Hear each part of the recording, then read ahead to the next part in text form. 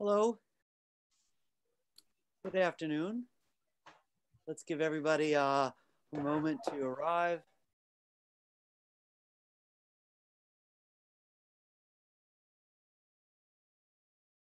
All right, got a couple more people waiting. So,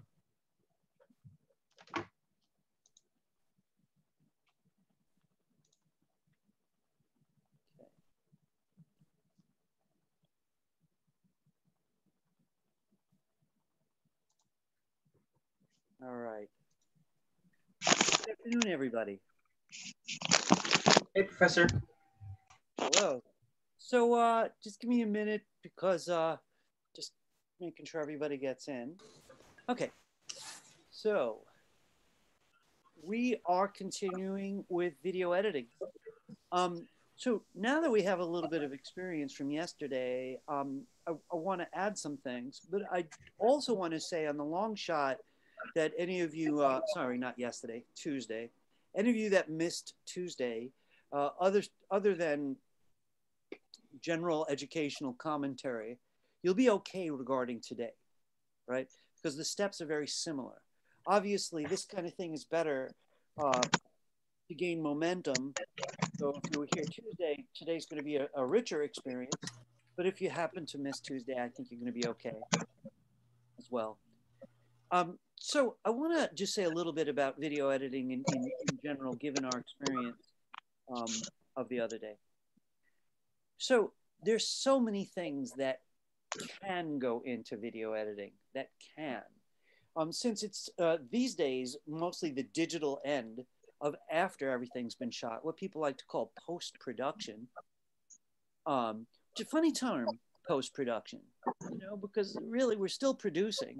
We're not after, but they call it post-production. There's so many facets to it that are possible. And yet we learned this small section that was very powerful. So I want to rewind a couple quick things. In the recent, and I mean indeed the very recent past, this wasn't done on the computer in your lifetime. Even the youngest of you.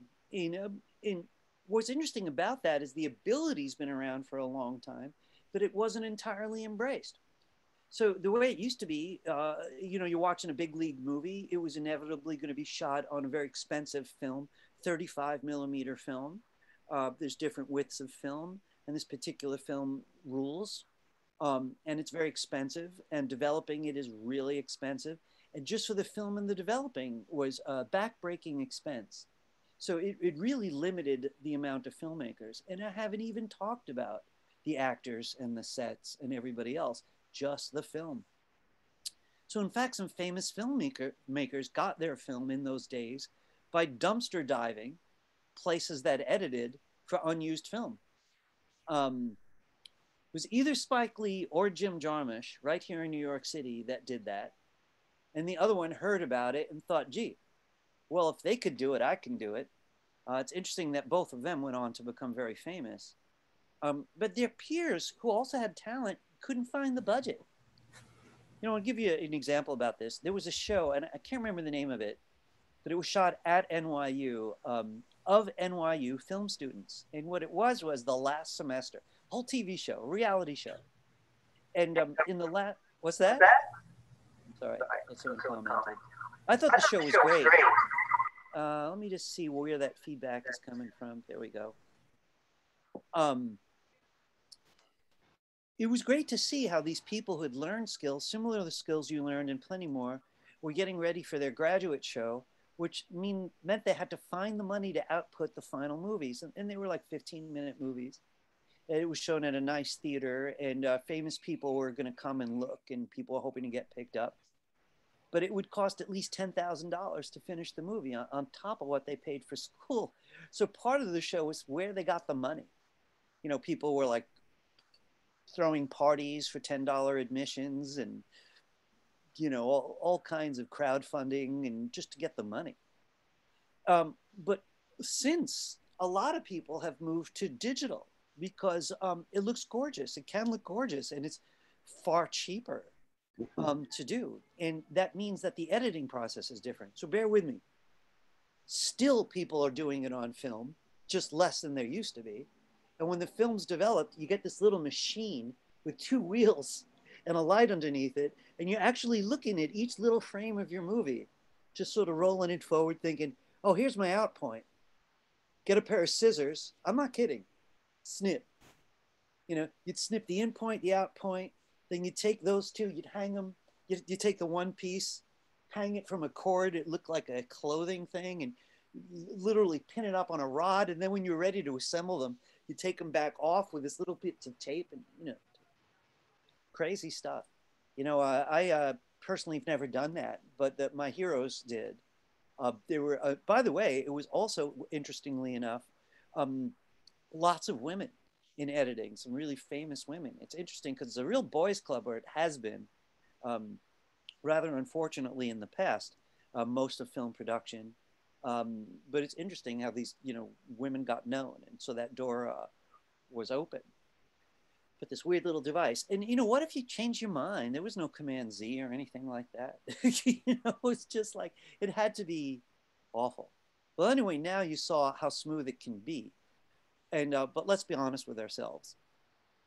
The video editor steps in, the script's already been written, the actors were chosen and already performed. They may have had nothing to do with all the ideas and all the decisions that led to this point where they're looking at finished pieces, but they're looking at clips. And frankly, if you took your favorite movie and you were lucky enough to see what the clips look like, so say your favorite movie is like 2 hours long, so you got a hold of the 100 hours or the 200 hours or more. For one, it would be rough, wouldn't it, looking at that kind of footage? But you'd see, wow, 5 versions of that person lifting a cigarette. There's somebody on the set called the continuity person that would take notes, for example, of how high they held the cigarette. They'd be like, oh, in the third take, it only went this high, so they can't cut it with the other clips. Wow. Or there was something on the set that no one noticed till afterwards. You've all seen those weird bloopers where it's like, there's a famous scene with Julia Roberts in it, and she's eating pancakes at breakfast. And if you look really closely, the next time they show her plate, it's French toast. Was she hungry on a break? I always wondered. I think she just ate the pancakes, and somebody's like, oh no. So, that went through right through Hollywood. That's still in the movie. No one ever fixed it. So anyway, I want to tell you what I want to do today. So based on what my friend Jason Moore told me, because he's a filmmaker, and he's good at everything, every step of the way. He was once telling me that I teach more advanced video editing than him, which I thought was shocking because really I think I'm nowhere near his league in this one industry. And he was saying, he was arguing for himself. I only know the amount of editing I need, he told me, to tell my story well. So I don't really care about 100 ways to get the clip in the same exact place. I don't mind if it takes me 3 minutes and it takes you 1. Or he didn't care about special effects. He goes, if I need special effects, I'm going to hire special effects artists, which he did, big time CGI people. But he didn't make them himself. So it was really like just the core editing. So that's what we're focusing on, like we did the other day. We're going to focus on it again, but with something larger. So I want to get started right away. All right.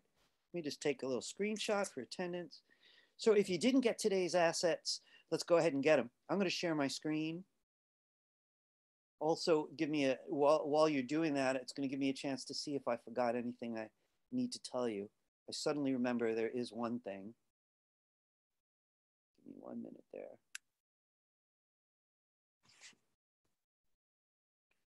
So we're way down here now, class 18. We're 2/3 of the way through the semester. Oh yeah, 2 things I wanted to tell you about. You just bear with me for a minute. Did I mention this special? I did, this Zoom panel coming up. I think I told you Tuesday, so I'm going to make it short. There is a media arts and technology Zoom meeting about freelance careers. That's really helpful because it's really hard to learn about that. Most people, myself, have done a fair amount of freelance. I really had to learn on my feet. It was never included in school. I went to college for 6 years, and not once did anyone talk about that. So these are going to be people that know about how you do that. That basically means you don't work at the same location every day. You work around. So they're going to have experts on the panel about freelance creative careers. And here's the link to learn more. That's all I got for you. It's coming up on Monday, though. So if you're interested, check the link. You might have to tell them you're coming. So if you're interested, check the link. I do want to mention online tutoring, and I feel completely remiss for not having made use of these people before. I've been at this school for several years. I've been afraid of tutors for years because I'm always afraid of the wrong tutor. But most of the time I've heard good things about it. So if you feel like you need help with any of the material from my class or you just want some more, please check out this link. They have individual tutors who will Zoom with you, and they've got tutoring workshops where people gather in groups. It includes the material from MMP100. I checked their list from this class. So I don't know any of the tutors personally, but you could check there. You'll see there's several options, and it doesn't look difficult to make an appointment. So anyone who's interested, this is good stuff. Okay, not going to say anything about the software except for this. We are going to use it again on Tuesday. Unless something comes along to change my mind for your, well, you know, on your behalf, we're going to end video editing on Tuesday. And Tuesday is going to be different because, again, unless I change the plan, I like a little wiggle room to see how things work. The plan is we'll start together and you'll finish it on your own. And what that basically means is some of you are going to want to take it in a completely different direction than what I'm going to do by then. And I'm going to say, yes, you can. You're going to want maybe find your own clips, which is hard to do, or your own music, a little easier to do, in a different order and all kinds of things. I'll be open to questions about what you can and cannot do on Tuesday. I believe I also, so keep an ear out because sometime soon I'm going to tell you what comes next. If you have Creative Cloud, you have no worries. I'm pretty sure the next thing lined up is Adobe Animate. Right at the moment, I'm planning on starting that 1 week from today. So any animation majors in here, I think you're going to like it. I love Adobe Animate. I'm like really crazy about it. And that was loud. So it's part of the Creative Cloud suite. So it looks like we're all covered. But I'll remind you on Tuesday, and I'll probably send a Blackboard notice as a reminder out. But for those of you who like being ready in advance, you can load it anytime you want. We're going to start next Thursday. Adobe Animate Cc. All right, enough of that. Let me get on with it. All right, so as always, you can get your assets either from the home page or from here. I'm going to get it from here. It just loaded. It's over 40 megabytes, so it's a little larger than usual because this movie's bigger than the one we did on Tuesday. So we're going to move at a different speed today. Let me just let that load. The zip will unzip into a folder called Guatemala movie assets or something like that. So here it is. It's just loaded. I'm going to click on my zip. And there it is, Guatemala small assets. So that's going to be today's root folder with everything you need in it. Please put it where you like to work. So I'm going to drop mine on the desktop from here, like I usually do. I'm going to go to the desktop and open it. So let's see.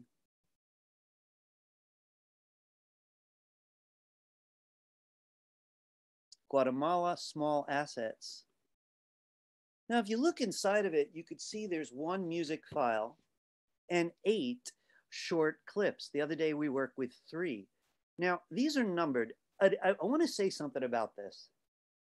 Some of you probably have video edited before and you're just being humble and keeping it to yourself. Some of you just got it so easily on Tuesday that you're ready to creatively express yourself. Some are a little more nervous about it or less experienced. The numbers are if you want the help. You know, color by numbers from when you were a kid. Wherever it says 3, you paint with the blue. I was the kind of kid who's like, I'm not going to do that. I'm painting it yellow. So if you're that kind of person, you can go in a different order. But let's be real.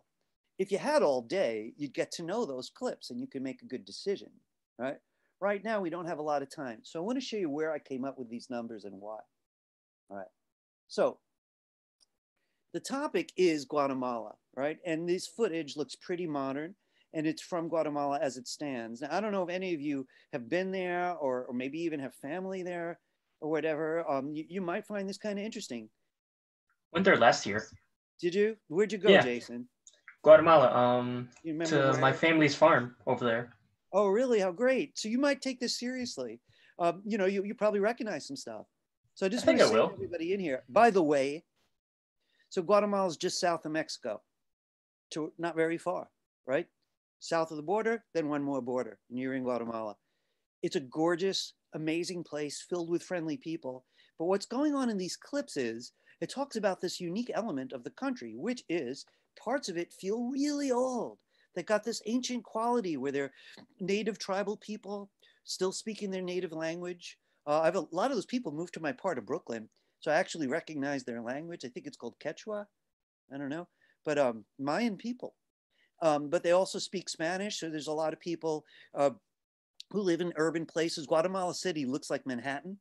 So it's weird. You go to some places where it's shacks and barefoot people and chickens, and then you go to another area and it's just like New York City. And it makes the country really interesting. These videos are kind of about that. So here we go. I want to give you a peek before we get started. So this young woman, oh, you know, this feature stopped working. I missed it so much. This used to just play. Now it doesn't want to do that anymore. I hate that. All right, give me a second. Let me just think of a better way to do this. Let me see if I, no, I'm gonna do it this way. All right. So this young girl, right, she's dressed in native clothes, right? So this looks like it could be any time in history. This is a lake called Lake Antigua. Uh, and there are 4 tribes living around the lake, and they've been living the old ways for a very long time. I haven't been there in a while, but when I was there, they would just live in the same way they did 100 years ago. But if you notice about it, the girl starts here. Like, I would have preferred it if she started off camera and walked into the shot. And I also would have preferred it if she walked straight off. So this way I could have chosen what part of the walk I like.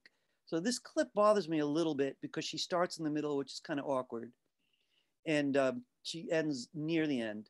But we're going to have to work with it.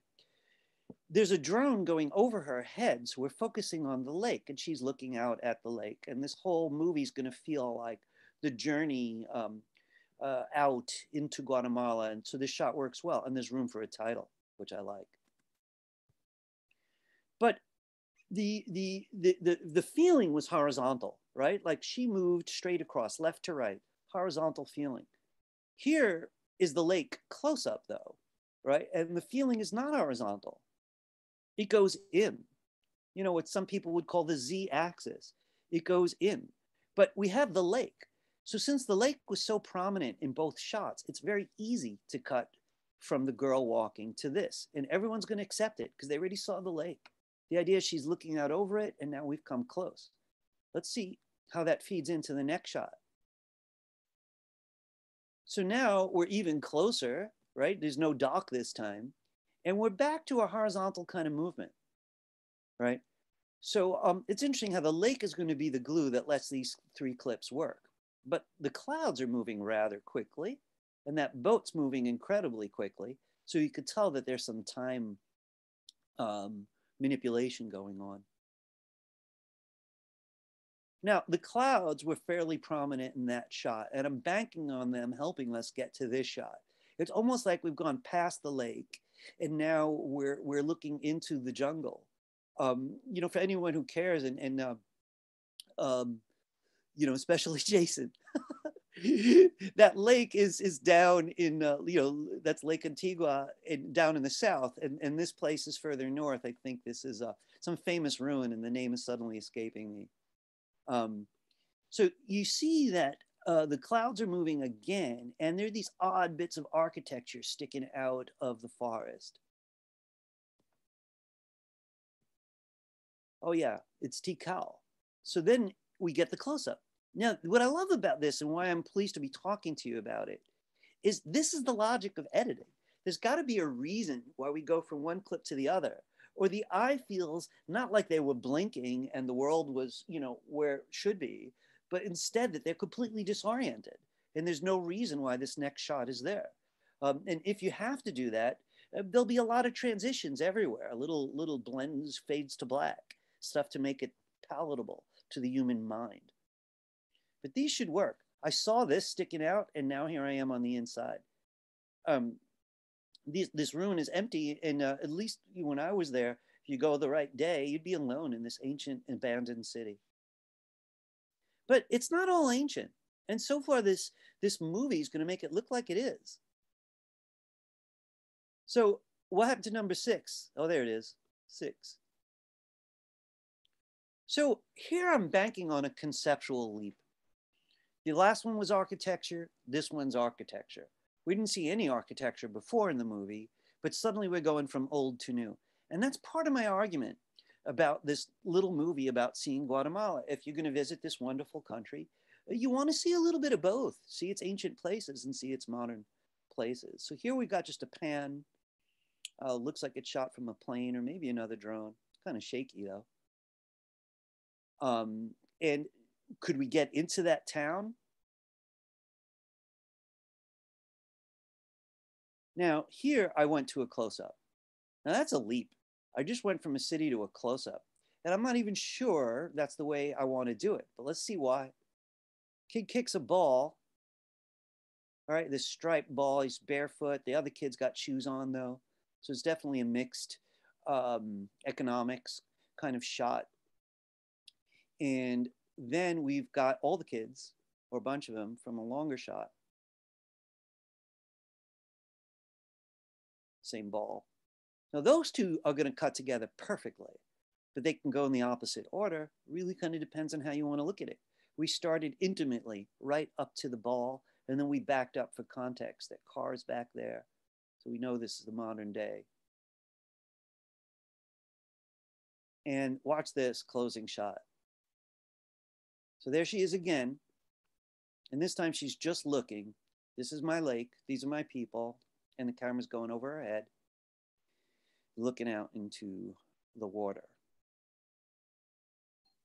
All right, give me 1 second. Let me get the door, the virtual door. Okay. So listen, I want to mention to you all that these assets are yours to keep. These are perfectly legal. These were given away by a company that wants us to buy footage from them. And that's why some of them have stamps on them, like the swimmer did last week. It said Shutterstock, right? Because they just want to get you interested in what they actually, now I think about it, I think these were given by Adobe itself to make people want to edit. So the shots are professional, but you could reuse these in any way you want. And later on, if you want to tell a different story with these clips, you can do it. What about going modern to ancient? Looking back on time. There's a lot of ways to look at this kind of movie.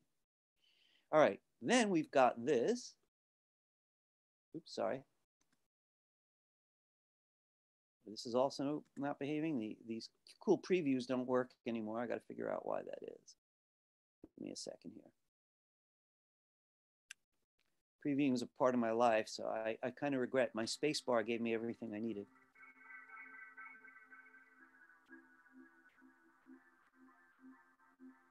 So this will work pretty well.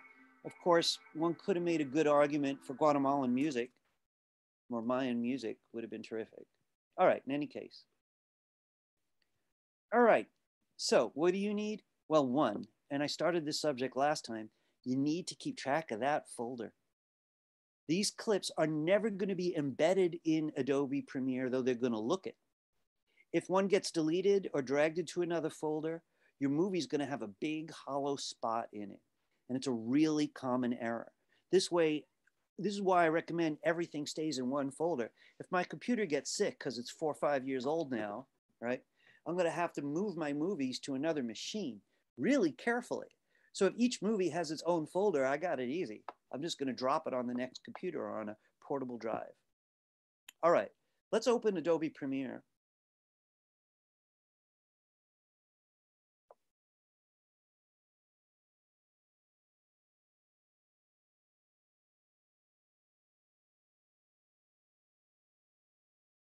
I know somebody wrote me, and I just wrote them back before class. They were having some problems with their video driver.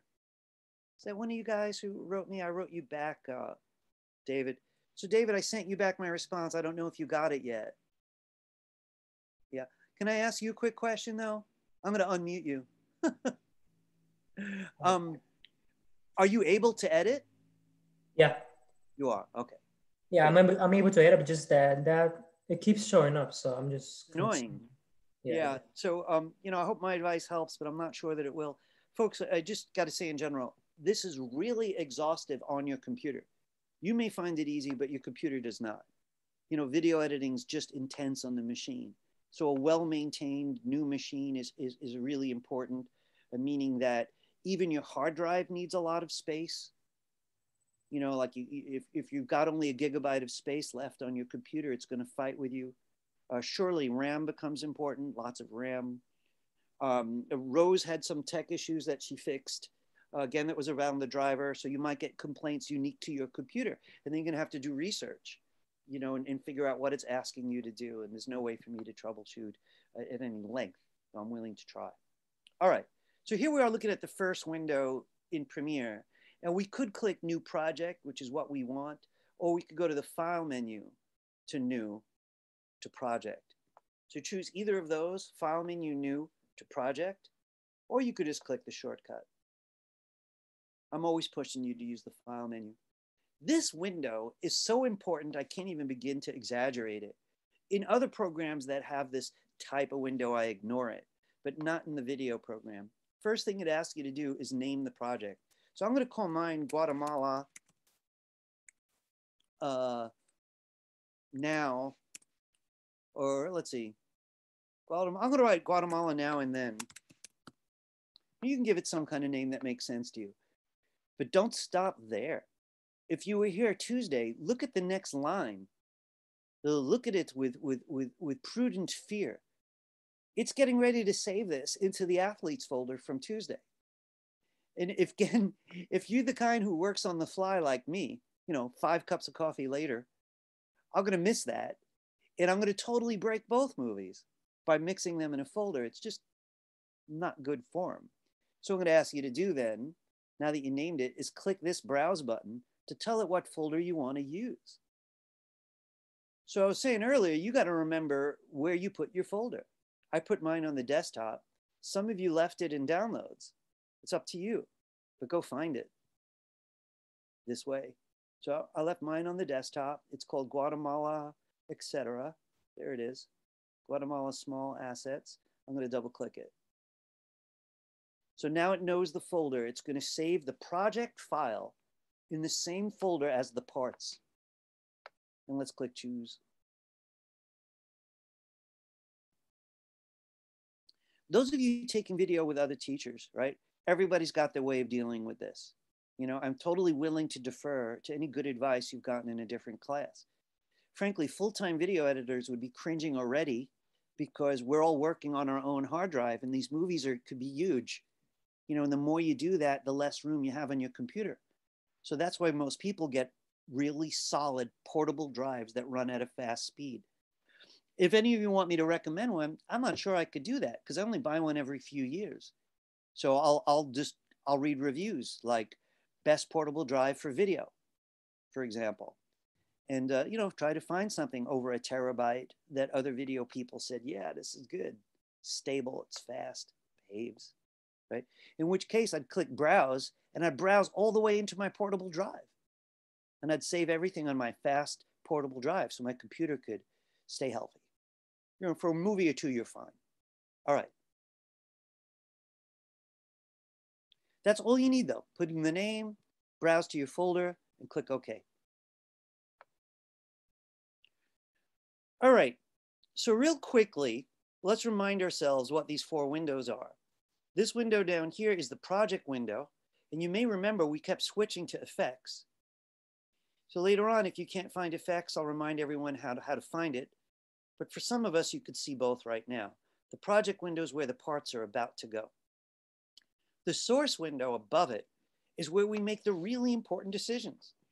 We open up each clip when we're ready, one at a time and say, oh, gee, I don't want the beginning. I don't want the end. I just want the middle. So we make important choices here about each separate clip. When we've chosen the part we want, we drag it here. This is called the timeline. And you know, this is just like Audacity and Adobe Animate. All programs that have a playhead are a little similar. And we assemble the movie here. The parts we've selected and the decisions we make are all represented in time here, which brings us to the last of the 4 windows. The program window shows us our program. Some people used to call TV shows that. They'd say, oh, what's your favorite program? Back then, it used to mean, oh, yeah, I love Gilligan's Island. But it is our little movie we're going to watch here. All right, the project window is where it starts. Could everybody join me by doing File menu, Import,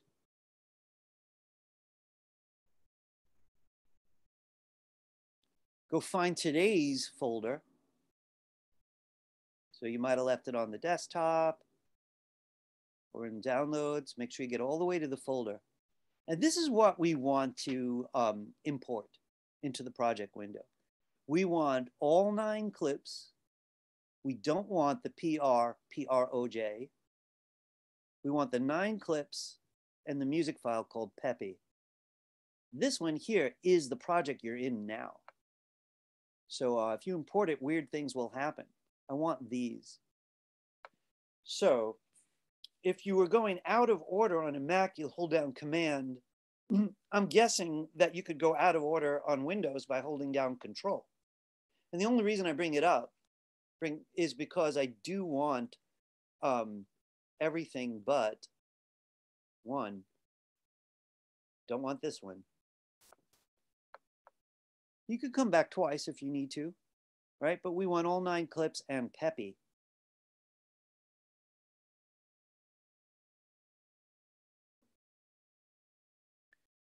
So you just populated the project window. And at any point, if there's a reshoot or additional footage delivered to you, you could bring that in there too.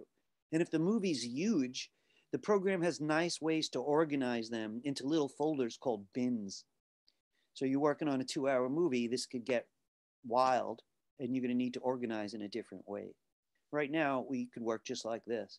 So if you look in the project window, it's got a little scroll bar.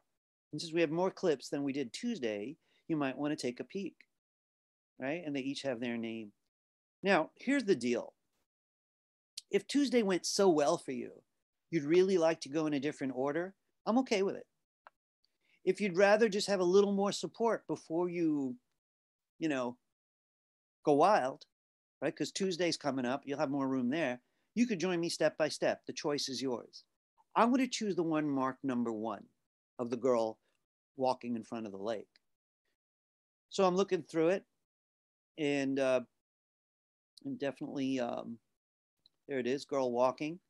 And I could mouse over it to actually get a look at it. Doesn't always work. There we go. But I just want you to double click it. All right, that's always the next step, right? There may be 3 or 4 or more shots of this same thing, you know, where she was told to act differently while walking by the director, or any number of changes. Or maybe they were there so long that some of them are dark and they're shot at dusk. But once you've picked one, there's still another choice to make. So, did your source window just get a blue frame around it? That means you're in that window. Because if you're in another one, you have to click here. All right, JKL is what we need now. So you want to get your 3 fingers ready. You want to find JKL on the keyboard so that they're ready to go. To rewind, you press J. To stop, you press K. So you notice they're right in a row. J is rewind, K is stop.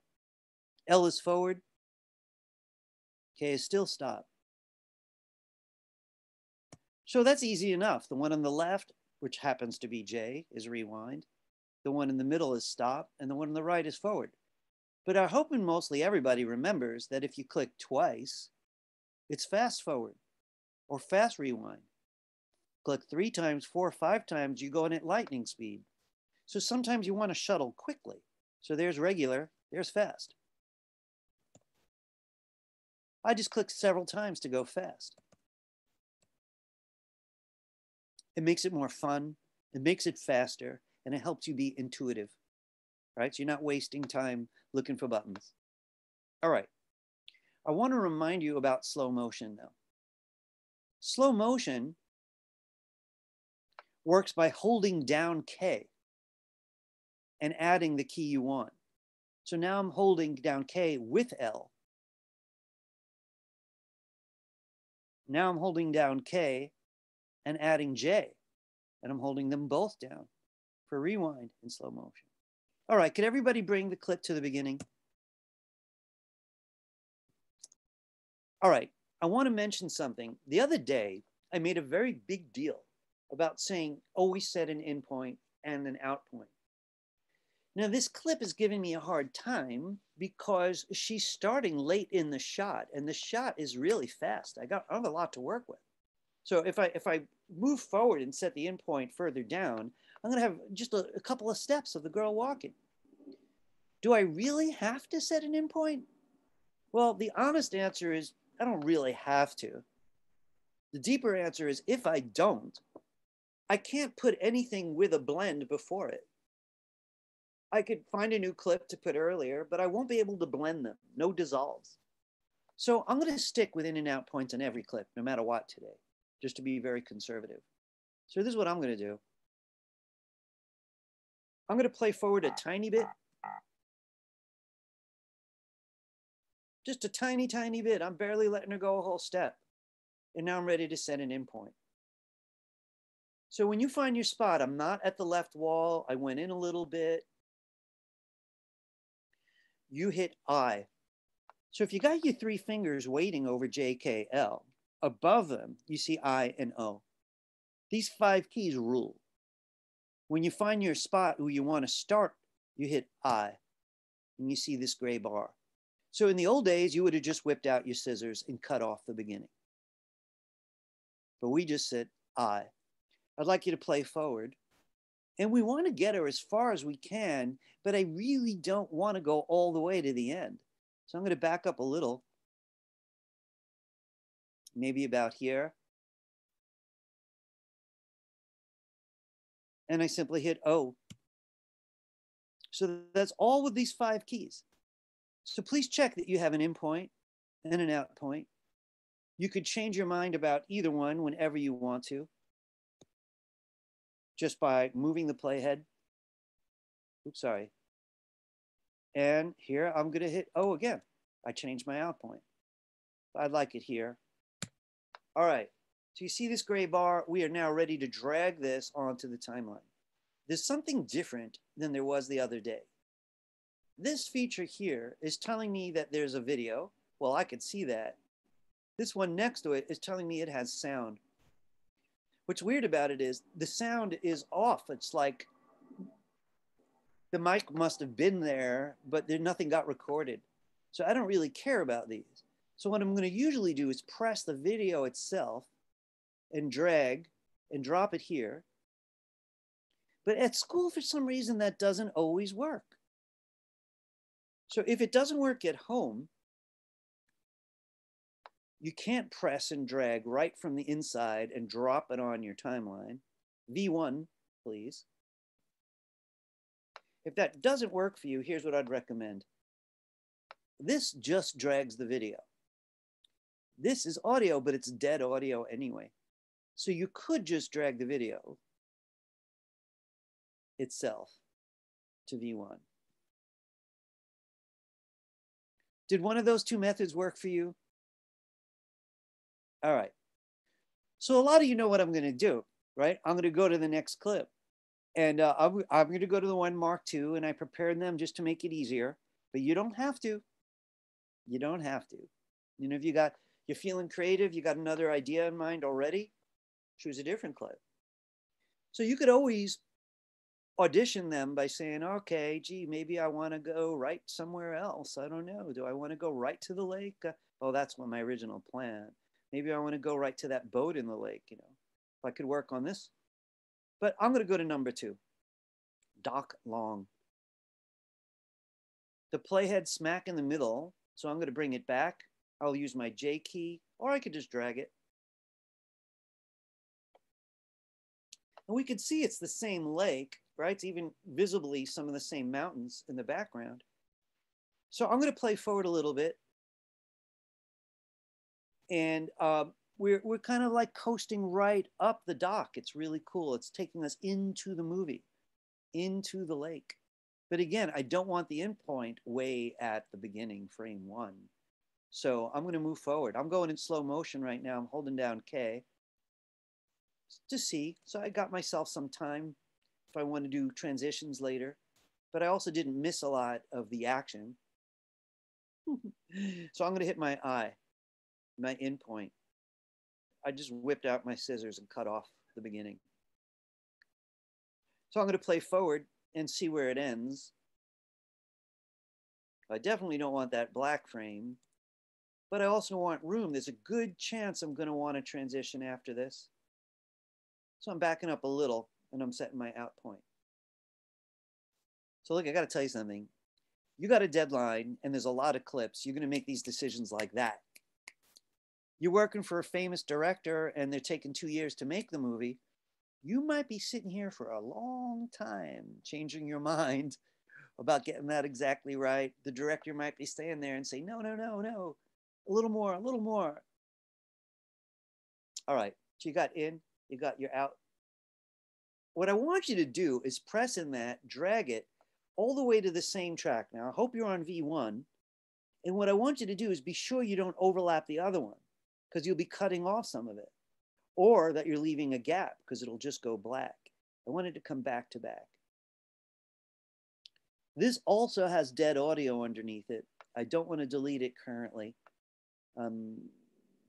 because that's a rather large diversion. So the first step is just laying out your rough cut. And you hear that phrase all over the place. And that's basically what we're doing, right? We're getting the sequence down. We're doing some trimming along the way. We're hoping that the story's going to get told by the time that we're done. Now, we're going to go through these clips together. So whenever you feel like you want to move forward without me, you can. I'm going to go one clip at a time, and I am going to narrate. One thing that you will need, though, is to make room visually for the other clips. Because if you look at my timeline here, I'm running out of room. So I want to remind you about this cool scroll bar at the bottom of the timeline. So it scrolls left and right just like a browser. But what's cooler than that is the right side handle is something I use a lot. If you pull it out, you're zooming back. You didn't change the movie at all. You're just showing yourself more of the timeline. So I'm making room for my next clip. So again, that's this weird little handle that's on the scroll bar beneath your timeline.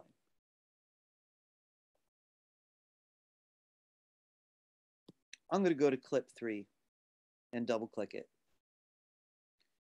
So we went down the dock and now essentially we're in the lake. And I'm going to bring the playhead back so I can get to know it before I do anything and play it. This is short. This thing's like 2 seconds long. Doesn't give me much to work with. 1 Mississippi, 2 Mississippi, just over 2 seconds. So I'm going to have to be really cheap about this.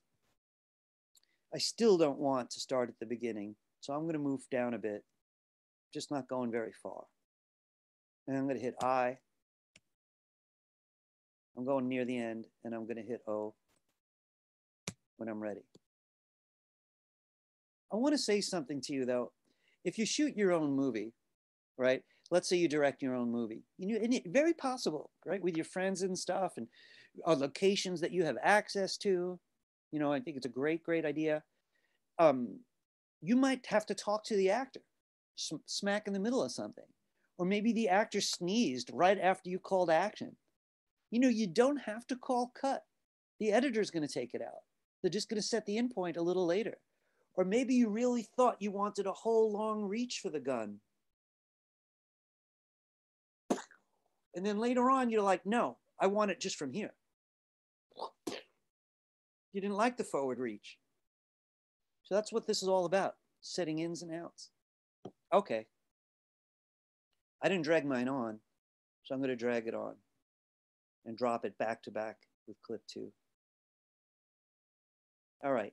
Now, those of you with your cameras off, I do believe most of you have got really good reasons, right? But if your camera is still behaving, join me.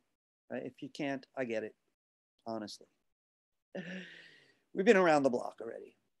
But what I would like you is anyone having a problem just yet, or something that you're compelled to research with me, to ask me?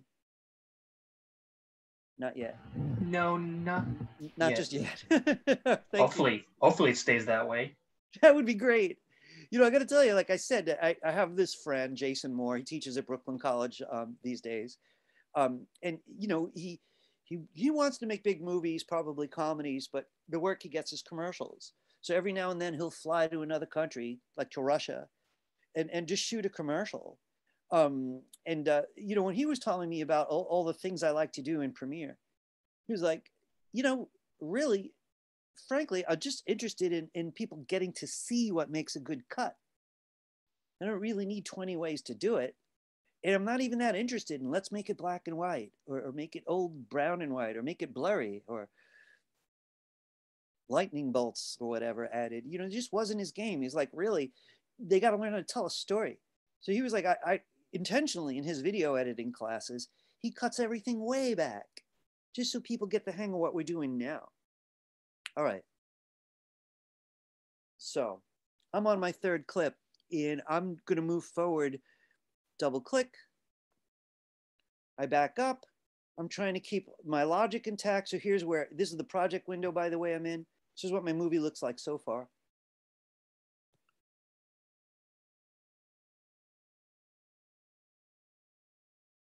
Now look how nicely that cut, right? It just feels completely believable. She's walking, and the average viewer is just going to accept this shift to the dock, no big deal.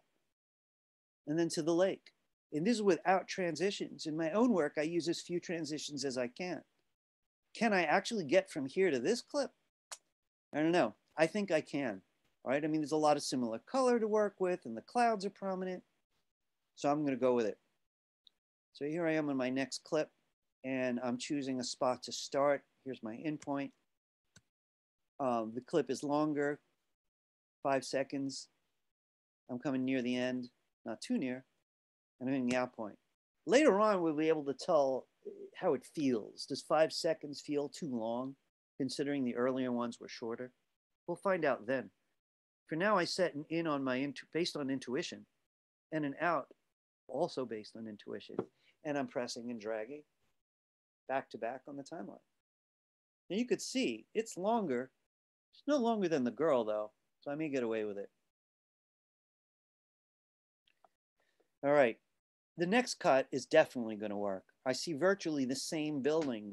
It's marked as Tikal here. I was actually in this place. It's the only time I ever felt threatened by a wild animal. There was a big hole in this abandoned city, and I, like an idiot, I decided to have myself lowered down by rope. And while I was down there, I heard the loudest roar of my life. Yeah, I still don't know what that thing was, but I was like, pull me out. Yeah. You know, that doesn't happen in Brooklyn. Anyway. In a way, it doesn't surprise me anymore, because when I was in the city in Guatemala, there were a lot of dogs roaming around. And that's the city. Yeah, that's just the city. That's the city. Yeah. My little sister befriended every dog, and they just didn't want anything to do with me personally. Funny. Which I don't know how she does it. Well, just try that with a puma or a cougar or whatever lives down there. Anyway, all right, that was my fourth. I'm moving forward to the ruins, and I'm a big fan of ruins. And any of you are like, oh, I can't wait to travel, but it's so expensive. You know, start in Mexico. You can't believe how different Mexico is and just across the border. And if you like ruins and ancient stuff, you could find stuff just like this. You know, much less expensive, for save up some money. All right, any case. So I'm doing the same thing. The clouds are moving very quickly there, so I could see even in real time that the shot was sped up. I'm going a little bit in, I'm setting the endpoint. I'm moving forward. I like to get to know oh, look, there was somebody down there. I never noticed that. It's a little person. Lucky person. So I'm going to choose a spot. and hit, oh, so yes, this is very repetitive. So did any of you see the movie called Pan's Labyrinth? Right. Never Eddie, heard did of you it. like it? I'm going to unmute you. What'd you think, Eddie? I was just saying that. Can you guys hear me? Yeah, I can hear you. We Okay, can hear sorry. you. Yeah, I think it's a pretty good movie. You know, I bring it up because I liked it more than Eddie. He's pretty good, and I thought it was genius. It's morbid, scary, but it's a fantasy movie for adults. So when you were little, if you liked Alice in Wonderland and that kind of thing, this is that taken into, I believe, the Spanish War, and distinctly made for adults. Do not watch this with children. Not that it's sexy or anything, it's just kind of horrifying, but it's gorgeous. The reason I bring it up was he had 3 editors working on that movie, and they shot incredible. I'm not even sure how you pull that off, how you even organize that. But they, because a lot of filmmakers don't do it, but they had so many hours of footage. And even after he struck gold, he was like, I think we missed something. And he made them go back and review hundreds of hours of footage to find things that they might have neglected. Did any of you see Shape of Water? Shape of Water, right? Same director. And I'm sure the same technique.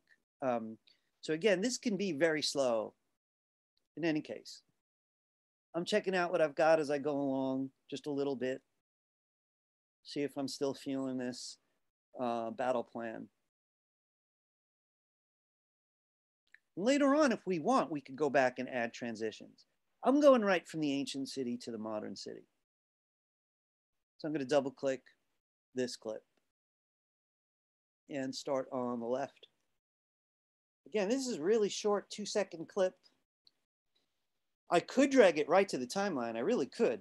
But later on, if I want transitions, and I think I really want one between the old city and the new city. So I better have some space here. Otherwise, the transition won't work. So I am going to make sure I don't start at the beginning and then set my endpoint. I'm going to do the same at the end. So I only have a second now. This is a little tight. I'm going to change my mind, stretch that out a little bit. Still a second and change, but I'm going to allow it. And I drag it and drop it.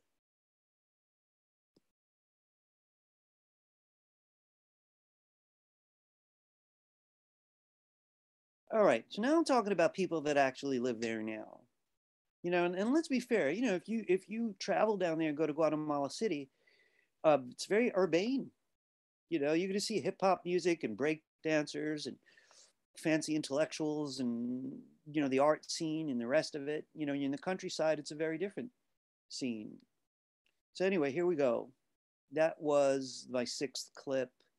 And I want to cut to those kids. So there's the close-up of the soccer players. There's the long shot of the soccer players. I could really go in either order. I'm going to go with the close-up. I got to be honest, usually people will do it the other way around. You know, they call it like an establishing shot. I'm establishing what's going on, and then I'll come in, you know, but I'm going to do it the other way. So I'm going to back up my 2-second clip here. I'm still going to cut at it. I definitely don't want to lose that, you know, where he kicks the ball. So kind of like when the boxer kicked the bag, we backed up a little bit before to get some real action. I think I'm going to play it the same way. I'm going to hit I, kicks it, off it goes. I'm just going to back up a little bit at the end and hit O. I love JKL, and it works in other video programs. It works in Avid, I've been told. I haven't touched it in years. It works in Final Cut. So I was a big fan of Final Cut. Let me press and drag it, put it right here. So now I got the long shot. And I got to tell you something about these 2 shots. If I was teaching video editing full time, I would go out of my way to get real narrative. This is more documentary, you know, TV commercial, travel commercial. But if it was real narrative, I would have a lot of things like that close up of, you know, the long shot of the person reaching for the cigarette box and then the close up of them lighting it. You know, that kind of stuff. If you want to tell a story, you'd like some variety and distance from the actor that you could cut between. So I like that these two shots exist. So there we go. I am kind of curious. We really don't know which kid that is for sure, and it doesn't really matter. Just kind of curious about it. Definitely one of these guys slipping. So I'm gonna bring the playhead over, and there he's right up against the ball, but it's not the same kick, you know, because he didn't swing his leg, did he? But I can make it look that way. The ball, if you look at my shot here, the ball is already in the air. So I could imitate that here. The ball's already in the air. I'm going to hit I. Most people are going to believe it's the same kid kicking the same ball. Doesn't matter if it is. And I'm going to get near the end. That ball just went out of the shot. I like that. And I'm going to end it there with O.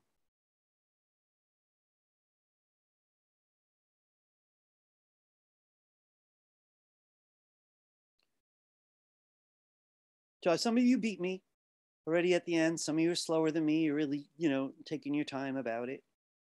And here, what I've got here is a closing shot. And before I tackle it, I just want to say to you, you know, an issue I've had over the years doing this with people is getting the footage from me to you, because the internet always had these different limits on how big the file can be. This was 40 megabytes already. Google Drive is a little more generous, and Dropbox is out there. And there's all kinds of ways to deal with large files, but it's never been easy. One reason the whole folder was called Guatemala Assets Small is because I had twice as many assets I wanted to give you in Guatemala Assets Large. But just to make them portable, I had to give some stuff up. So I'm going right to the end. Here's what I've got now.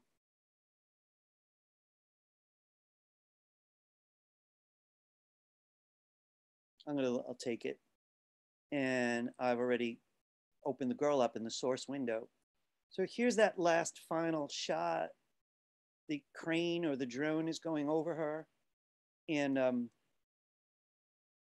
going to set an endpoint around here. If one wanted to say the end or something like that, or closing credits, they would go well over the water. I'm coming near the end here, maybe just over her head. Do I want to go further? I'm happy with it here. I'm going to hit O and bring it on.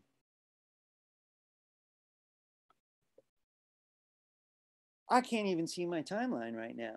So I'm going to have to use that cool feature on the scroll bar so I can see the whole timeline. I still want to put in some transitions. I want a title. I want some music. Who knows what else we might have time for. So first I want to make some room. I'm going down to my timeline, and while I can scroll through my own movie with this little scroll bar at the bottom, if I want to see the whole thing, I'll probably grab this handle and pull it out to the right. Well, now I can see the whole movie. I'm going to give it one watch before I move forward.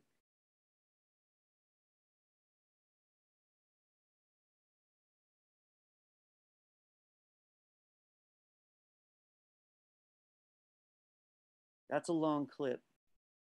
The fourth one.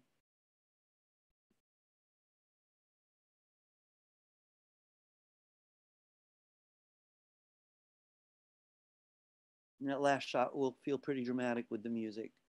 I'm going to take it.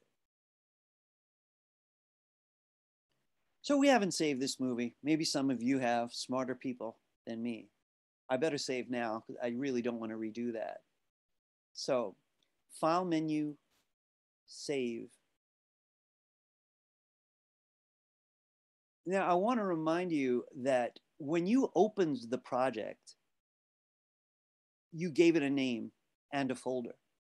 And that's why it didn't ask just now. If you didn't do that earlier, right, then it's asking you now to name it. Right on the top on your gray bar, you should be able to see the name you gave it. Mine's called Guatemala Now and Then .prproj, Premiere Project. It's the longest extension I've ever seen. All right, I think I want to go over transitions now, and I'm going to be a little bit selective about it. So what I'd like for you to do is choose 2 clips that you'd like to see a blend in between. And I already have a candidate for mine.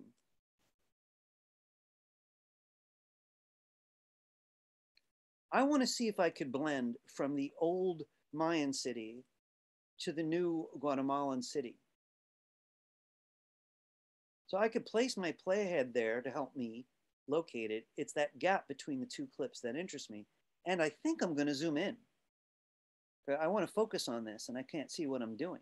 So once I find it, I'm going between this clip and this clip. I'll place my playhead in the middle and use that cool scroll bar again. Instead of zooming out, I'm going to take that handle and drag to the left to zoom in on the playhead. Rather comfortable, and I can see exactly where the gap is. All right. So transitions between video, picture, and audio, the sound, are all nearby each other in the Effects tab. So in the lower left, we're in the project window, but we want to switch over to this window called Effects. Some of you are on big screens right now, and you could see even more tabs. Some of you are on smaller screens, and you might not even see Effects. And if you don't, please look at this double arrow right here, which will list all the tabs, regardless of what size of screen you're on, and choose Effects. It seemed to me on Tuesday that everybody was able to find this feature, right? I am even going to check my chat. If you can't find it, please let me know. Sometimes things happen in school even where 3 computers just don't have that feature open, and I have to help people find it. So don't be shy. Grade doesn't go down.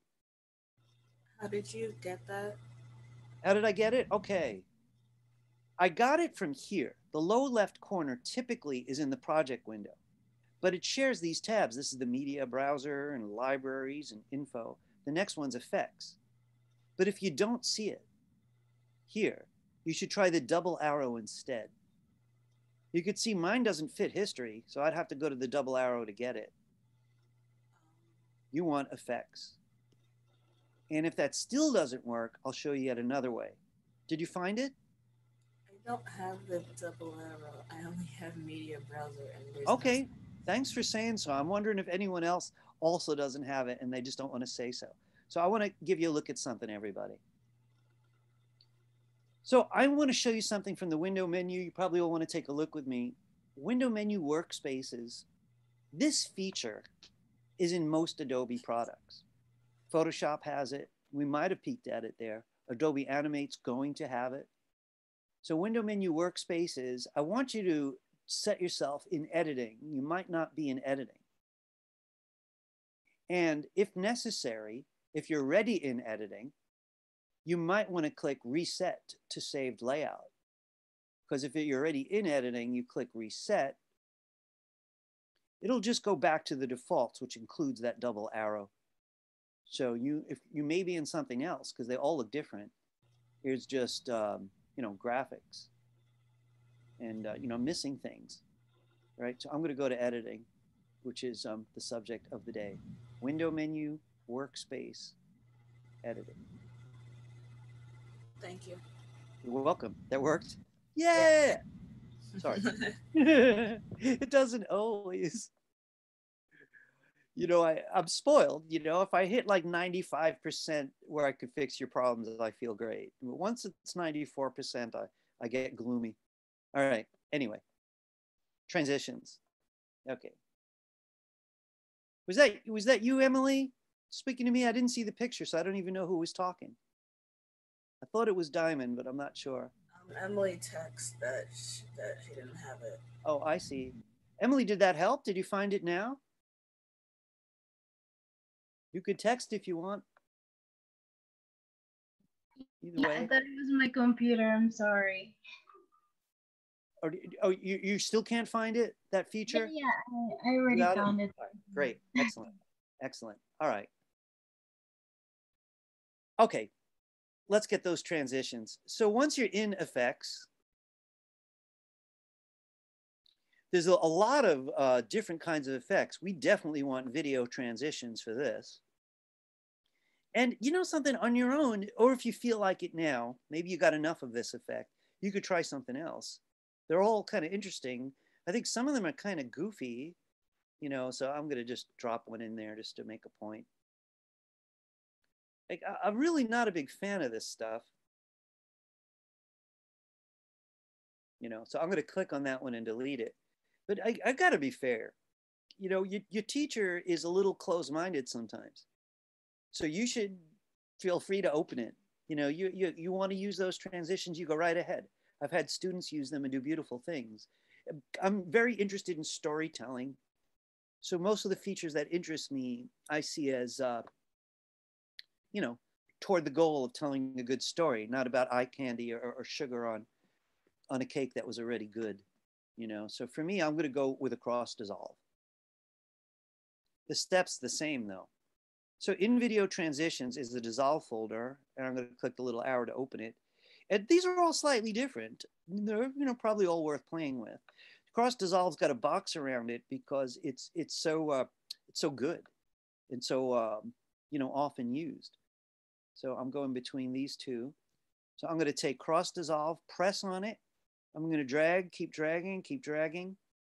And I don't want it on the left because that'll just be a fade to black. I don't want it on the right. It'll be a fade up from black.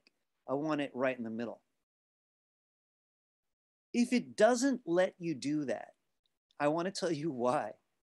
The first of the two clips either doesn't have enough after your out point, right? You either ignored the out point or just went too close to the edge.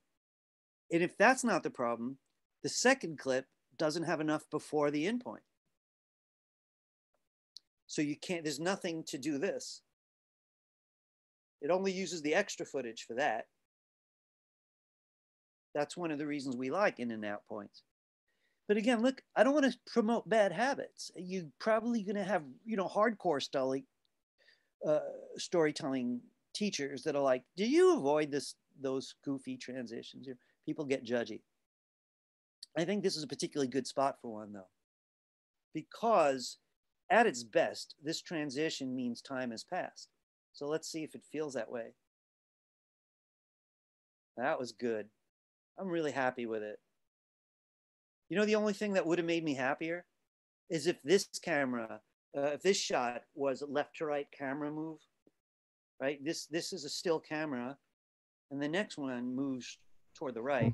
If this one moved to the right, that would have just been magic. You would have just synchronized it, right?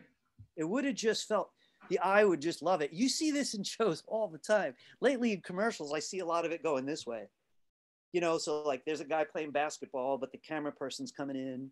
And then the next thing, it's someone like carrying a baby, but the camera person's coming in. So that each shot shares this motion, and you could edit almost anything. But this worked pretty well. And if you want your dissolve to take longer, go to that bridge, grab an edge, you'll see an icon show up, and stretch it out. You see, mine won't stretch. That's because I don't have enough of an out point on the earlier one. Boo! I could drag it in, but that's not what I want. I'm already at the maximum. And I don't blame myself for that. I blame whoever shot these, or Adobe for being cheap. You know, they gave me like 1-2 second clips, you know, really hard to work with. I don't mean to be a whiner. Anyway, I like it. So I like it enough. If you want to do one more transition, pick a spot of your own, right? I do want to mention something though. There are several ways to produce a fade in if one wants a fade in, but one way you could do it is a cheat. You take cross dissolve and drop it just on one clip. And this one's not letting me do it at all. You know, is it because I have such a little endpoint? I'm a little surprised by that. Not letting me do it on this clip. Maybe a different one. I'm going to leave it. Or I'm going to look and see if I want one somewhere else. Do I want these two? Yeah, I'll go between the first and second clip. Here I am. Bringing that out, and dropping it on, making sure it's not on the left, because that would look like this. Hey, it actually worked. Not as well as I want, though. There we go, right across them. See how long I can get.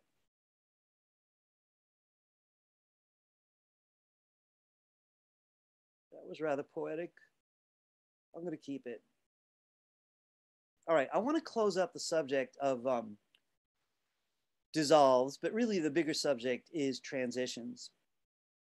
For those of you who expect to be doing more of this in the future, right, play with them all, but keep in mind that next time you watch TV or a movie, see if you can count the transitions. You know, watch how so many scenes don't even have one. You could watch 50 shots without a single transition. It just means someone was really thinking on their feet on the set. They're already imagining how one shot was going to go to the next shot. Let's face it, they already had a storyboard. You know, they already had ideas. All right. I'm going to skip to another subject. I want to go right to the title. Could you bring your playhead back to the beginning? So you could use JKL if you like. Just click in here or here, either one. I'm going to use my J key. I'm back at the beginning. Now, I want to remind you of something we did sort of in a rushed way Tuesday. If you want the text that's going to say, like, you know, Guatemala now and then, or something like that, you know, past and present, you might want to put it over the first clip. You know, if you've ever seen the movie Do the Right Thing, kind of wonderful Spike Lee movie, he waits 20 minutes to show you the title. And it had to be one of the longest opening sequences I'd ever seen, right? So there's really no rules about where you put it. I'm going to start in the first clip. So choose exactly when. I'm going to let her take a couple steps. And about here, it's going to say something above her head. So please place the playhead first. All right, could everyone join me by going to the File menu? So you place the playhead where you want to see your text, and then File menu, New.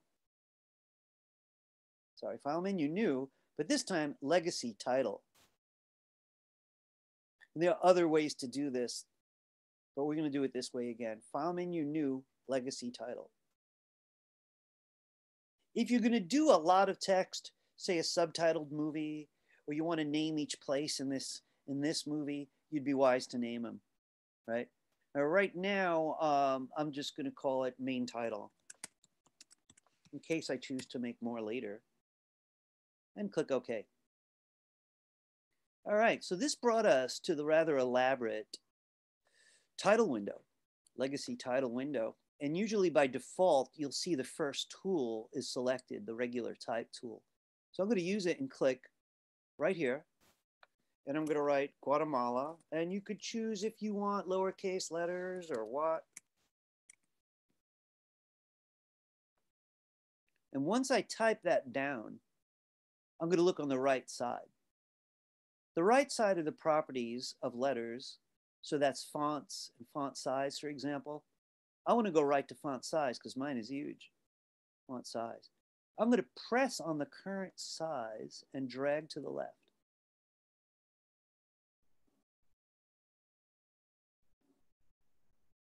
So again, it'll be selected automatically. You come to font size, press and drag to change the size, right on those blue numbers. I'm going to switch to this arrow tool on the toolbar. Your toolbar is on the left because mine got way too high. I don't want it up against the ceiling.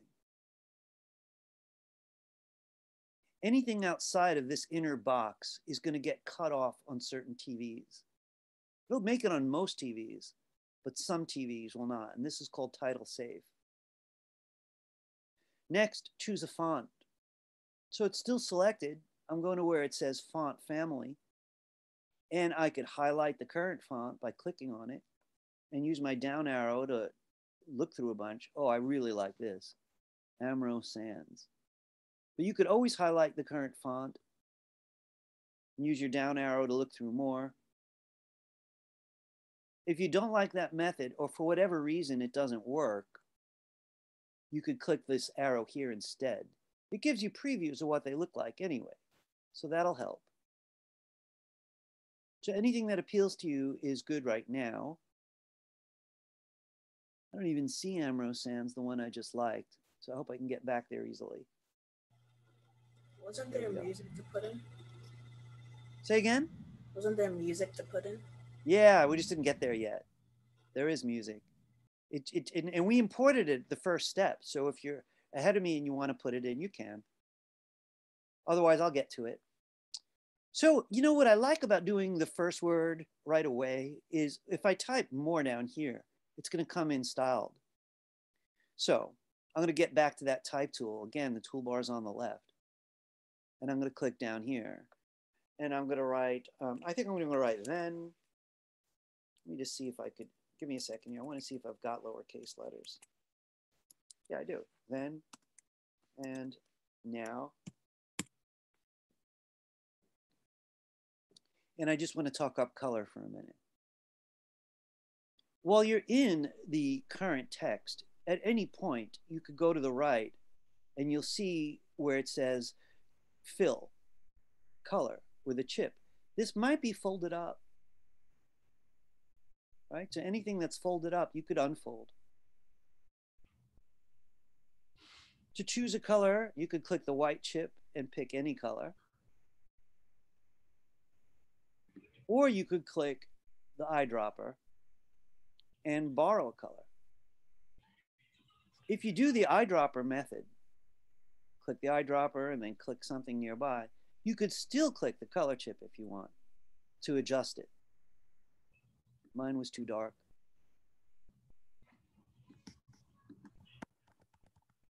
If you want to work on the earlier word, just click inside of it. Let me just double check that I'm right. Sorry, Professor, I have a Yes. question. Okay. Is that what should I do if I type but there is no letter showing No in the letter screen? showing up? Yeah. Well, did you check to see if you're in this tool?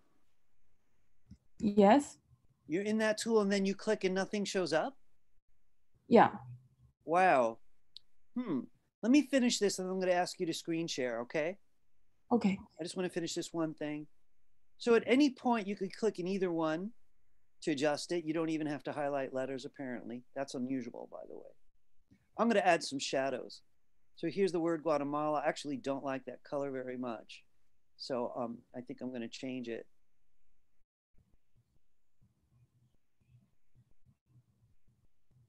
And if I want a shadow, a little further down, you'll see it says shadow. I'm just going to check that box.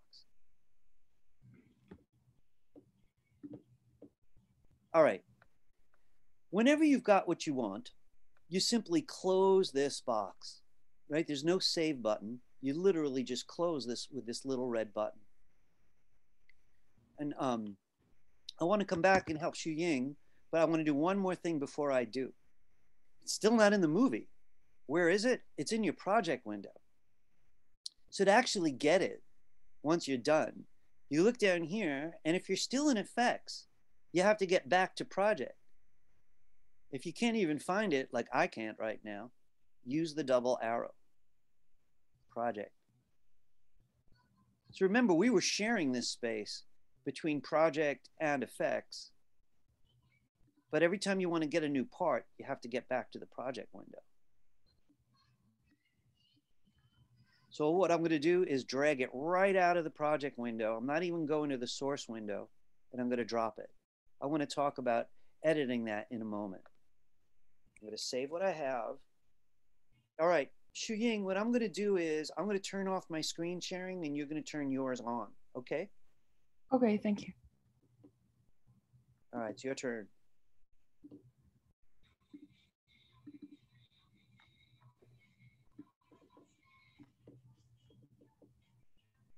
I see you're in the right tool and you click inside. Could you Command Z? Now it's working. Why? I It's have no working idea what now. just happened. Can you Command Z for a minute? Command Z. Yeah, or Control Z, right? And I want you to click in the window. Just click, but don't drag this time. You got the right tool, just click. One click. Click here. Yeah, you got it. It's blue, so that means you're already in the right tool. Click it again, please. Click that tool on the toolbar once, not twice, just once. You'll see it'll turn blue. I'm not sure exactly what's happening. Just one time. Yeah, one time. And it's opening that? Because you had it right before. All right, you know what I'm trying to show you is not to drag a box. You just keep dragging a box. I just want you to click inside and type. Because you're limiting your text to that box. And if you had too many letters, they won't fit. But in any case, your method is working. So I'm okay with it. Okay. Are you okay? Yeah. All right. So I'd like you to turn off your screen sharing. Thank you. All right. Glad that worked out somehow. That makes me happy. All right. I want to say a little bit about this, and then we're going to do the music. The title is too long in my case. You know, she takes a couple steps. Am I screen sharing? Yes, I am. It shows up and it stays there a mighty long time as it transitions into the next shot. Now, I have to admit, it's kind of nice because of that dissolve underneath it. It would have been even better if this was a modern shot. Since the title is then and now, it would have been right over past and present. In any case, if you feel like yours is too long, the easiest way is to deselect it by clicking off of it, then go to the end and pull it over. So it's much shorter. You can do that at any point. So I'm going to come over here and just see what that feels like. Make sure it's on long enough for people to read. I'm going to add, you could use transitions for the beginning and the end. You would have to go back to effects if you wanted to do that. I'm going to use cross dissolve, drag it on the beginning. Doesn't look like I have enough room for the other end, so I may have to fuss with it a little bit.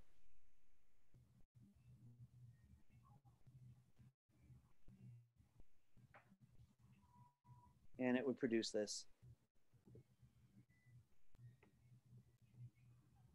Those dissolves took way too long. It was hard to read. So I'm taking those two little gray bars and making them tighter. Just want a slow, rather a quick fade in. I could read it. Okay, quick fade out. I like it. I'm going to save again with Command S. Does this get easier? None of you found it hard the first time, but it should be getting easier, or at least sharper, you know, clearer what the goals are. I want to work with the music. I need to see my whole timeline, so I'm going to go back to the scroll bar I was talking about earlier. Let me just move some stuff for a minute. I'm going to grab that handle on the scroll bar, pull it so I can see everything. So this is the whole picture edit, and now I'm ready for the sound.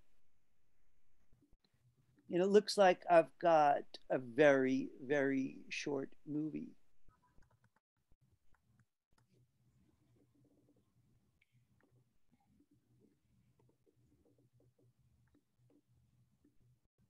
Over here, it's reading off seconds.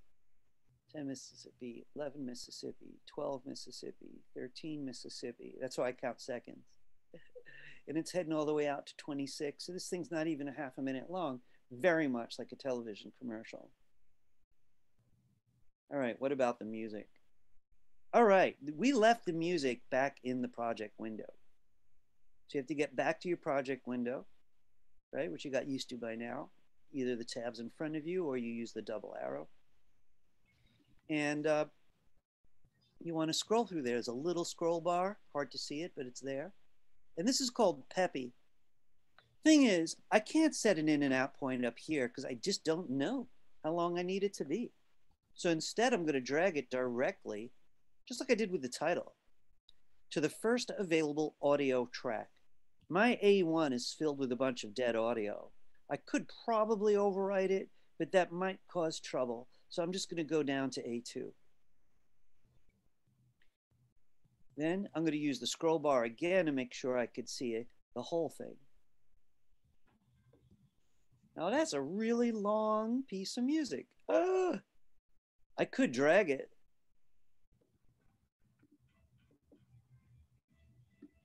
But let's say I didn't even want to zoom in that much. The other method would be with the razor, which we haven't used today. If I take the razor, I could choose where I want to cut it. I'm going to make the music into 2 halves. I rarely cut right at the end, so I'm going to go a little further and cut. That's, you know, the only time we've been switching tools is between the selection tool and the razor tool. So I'm going to go back to the selection tool right after I make that cut. And with that tool, I split this in 2. I'm going to take the second half, click it, and press delete. So here's the end of the movie right now.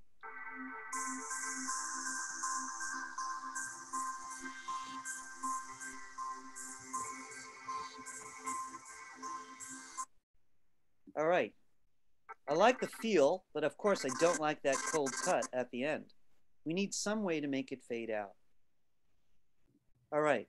I'm sticking with the main steps from yesterday. There are multiple ways to do the same thing, and so I'm tempted to branch out, but I do want to make sure we could talk about exporting today. So one of the ways we can work with sound is from sound effects or audio effects. So I'm going to go back to effects again.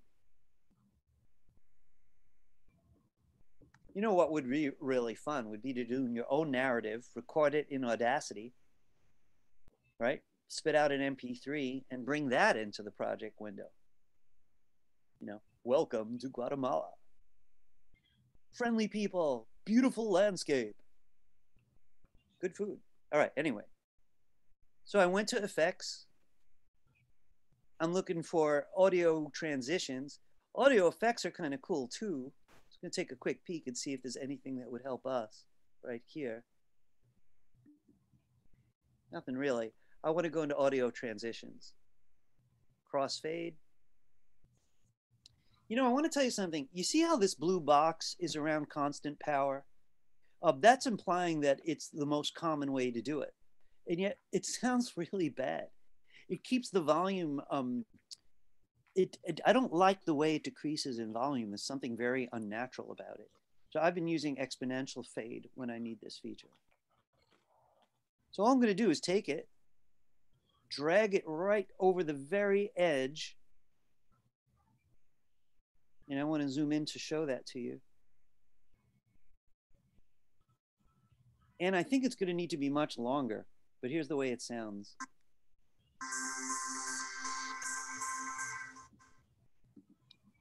Kind of nice, but it's still abrupt. So I'm going to go to the little bridge, even though it's not bridging another clip. It's not really a crossfade. I'm going to grab the edge and pull it, pull it, pull it. I'm going to have it start fading out really early.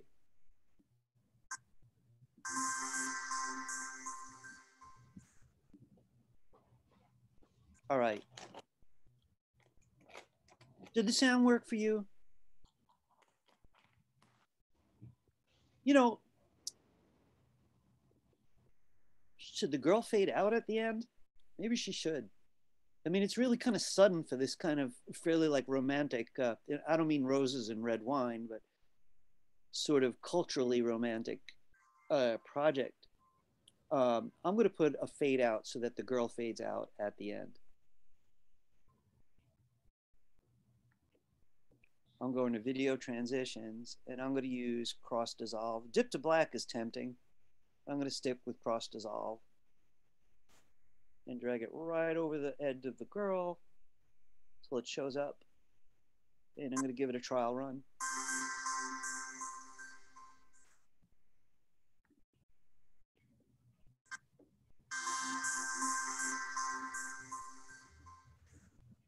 All right. We have just enough time to go over export, which is more urgent than one thinks. So here's the order. When you're done, right, you've got your cut and it's ready, right? It's not really a rough cut anymore. right? One arguably your final cut, right? I'd like you to save it. So File menu save or Command S or Control S. You want to make sure it's current. All right. The next step is this weird subject of rendering, right? And rendering's just so odd. It's like kind of hard to talk about, really. So we have in no place piled up clips. But if I was doing special effects, you know, like I had modern Guatemalan scientists in a clip, and I had ancient Guatemalans rowing a longboat, and maybe I wanted to have them ghostly over the girl, I'd need 3 tracks to pull that off. That would take a lot out of my computer, a real lot. And it would take too much for me to actually safely be able to export it. So anything special like that has to be rendered. And that means the computer is going to analyze composite pixels and store them. And then you could output safely. This movie might let me get away with it. The one way you know you have to render is if this bar turns red. Then you're never going to be able to output. Some of you with strong computers, it may be green. Anybody have a green bar on your timeline up here? Do you guys have yellow also? Right? So I've been at computers with green the whole time. They must have maximum RAM and big empty hard drives and best video cards and all of that, right? Yellow's usually okay, but let's render it anyway. Rendering is simply hitting return and waiting. So we all have to do that. So I'm going to hit return. It automatically rewinds. I'm just turning off the sound for a minute because it's analyzing every pixel and it's doing it in real time. So if the movie's long, this is painful. I don't really want to leave, even if it's a 30-minute movie, because my computer might just crash. You know, this is not usually laptop stuff. You know, I've never really worked on anything longer than a half hour. That's not true. Nothing longer than an hour. And the more I stress out the machine, the more I worry. If the thing crashes while you're taking a shower, you come back and cry. But this is short. So that rendering shouldn't have taken very long. We're good. We're ready to export. Can everybody join me by going to the File menu? You saved it, but you can't give it to anybody. So we're going to make that file you could broadcast or put on your website. File menu, Export, Media.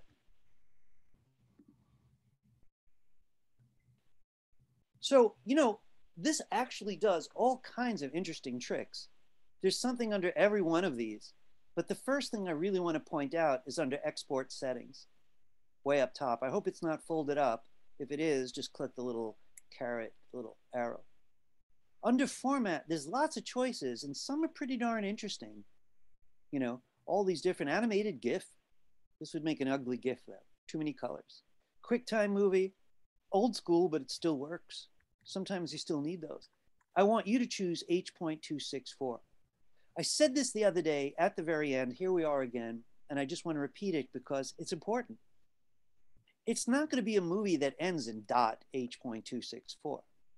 Strangely, this is going to make an MP4.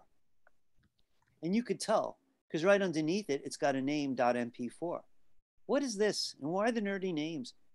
It's actually called a codec for compression, decompression. And what it's doing, it's a system for squeezing this movie down for an MP4. And there are other ways to do it, but Adobe's been pushing this one for a couple of years now because it looks really good and the file sizes are smaller. It's made QuickTime look really bad. So we're going to take this H.264, I highly recommend it, and then we have to move on. This is the step you're most likely to forget, because I used to. It's naming the movie wrong. And it may be going to the wrong folder. So be sure every time to click that blue output name. Here's your chance to rename the movie. You could call it anything you want. It knows it's going to be an MP4.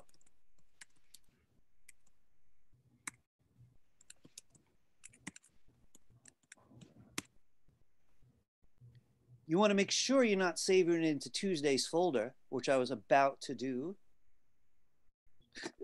So I got to go find today's folder.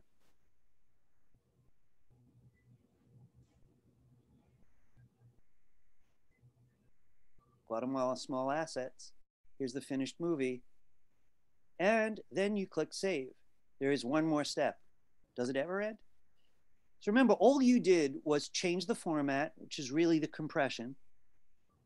You went down to output name, gave it a new name and a new home, but strangely, that wasn't a save. It's really weird. It's like saying to someone, we're gonna go to Brooklyn. So you said, we're gonna call it this, and we're gonna go to that folder. But to actually complete the process, you have to come to the bottom and press export.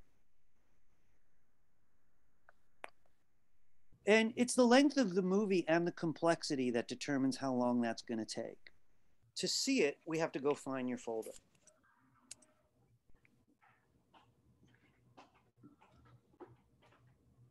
The MP4, that's the finished goods. Depending on your computer, you could open it in different ways. You might be able to drop it in Chrome. You're probably able to double click it. And that'll use your computer's default video player.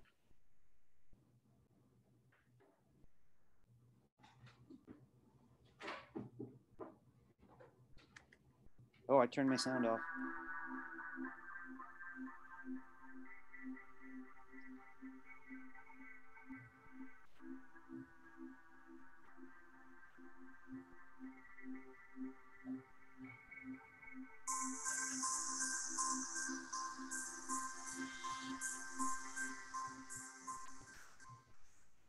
I want to point out a couple quick things. If anyone has to go, I already took attendance. There's officially 2 minutes left. I am going to stick around a bit after class, though. I want to point out something. One thing I like about this movie is there are not too many transitions. Look how convincing the cuts are that don't even have transitions.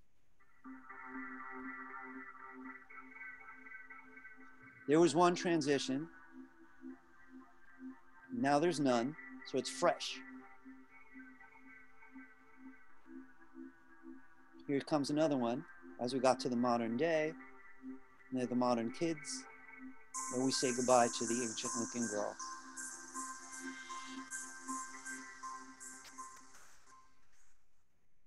All right.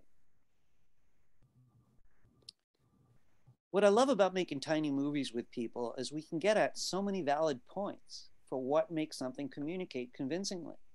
You know, your goal in school always is the same. Make your homeworks look like they're not homeworks. You know? So I don't know. I hope that worked out for you and that you liked it. Before I close up, I just want to ask, does anybody have any questions about the last steps or anything general? Sorry, Professor. One more question. No, don't be sorry at all. Please. I appreciate it. I want to ask that if would you mind to say that again, if the cross dissolve can't set in the middle of the two video? That's interesting. And I, if I didn't understand correctly, please correct me. Cross dissolve was made to go smack in between two videos. That's what it's made for. Usually you could cheat by just dropping it on the end of one video. And in most cases, that'll fade to black. But it was made to cross dissolve between two.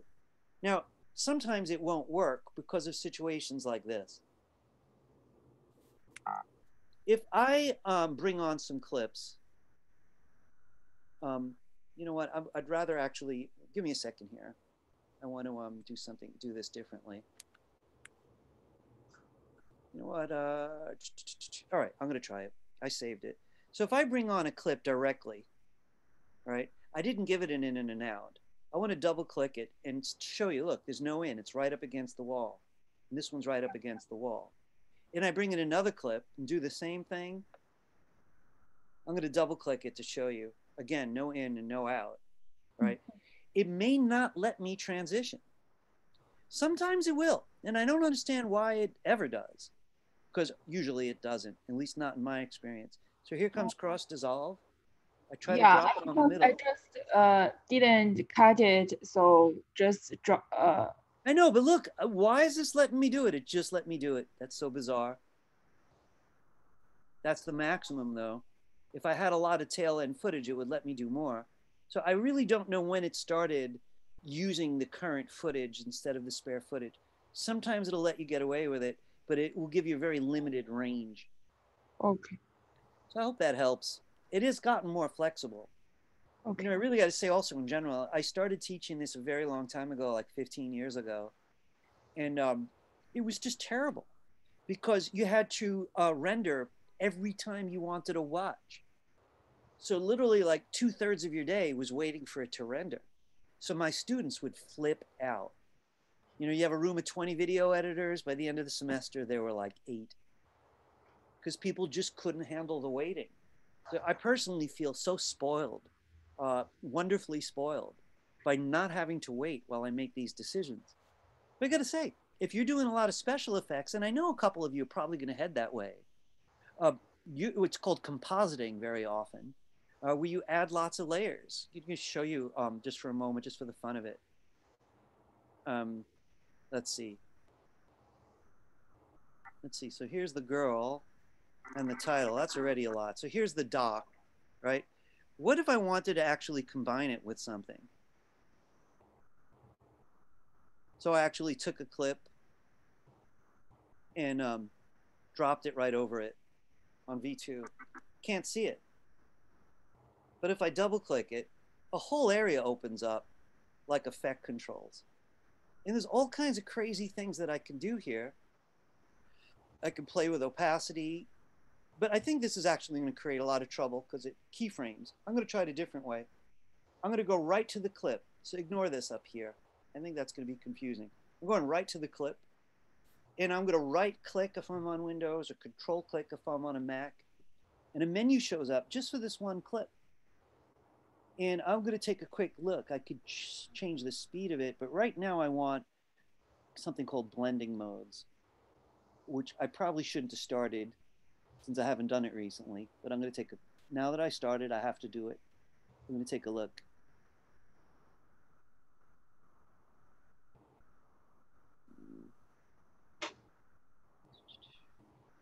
This doesn't have what I want. Yes, I might have to do it elsewhere. Oh.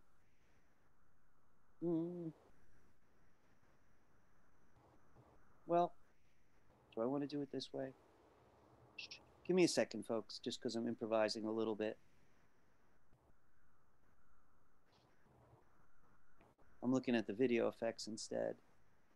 Adjust, blur, channel, current, distort, generate image control, immersive keying.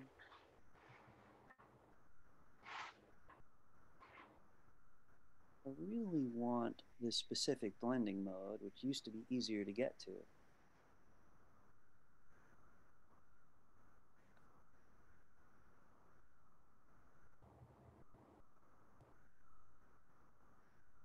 Ah.